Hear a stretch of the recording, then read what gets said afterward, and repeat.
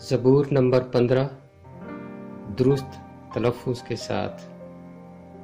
اے خداوند، تیرے خیمے میں کون رہے گا؟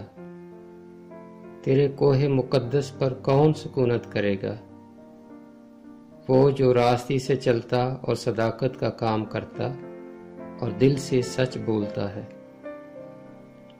وہ جو اپنی زبان سے بہتان نہیں باندھتا اور اپنے دوست سے بدی نہیں کرتا اور اپنے ہمسائے کی بدنامی نہیں سنتا، وہ جس کی نظر میں رذیل آدمی حقیر ہے، پر جو خداوند سے ڈرتے ہیں ان کی عزت کرتا ہے، وہ جو قسم کھا کر بدلتا نہیں خواہ نقصان ہی اٹھائے، وہ جو اپنا روپیہ سود پر نہیں دیتا اور بے گناہ کے خلاف رشوت نہیں لیتا، ایسے کام کرنے والا کبھی جنبش نہ کھائے گا۔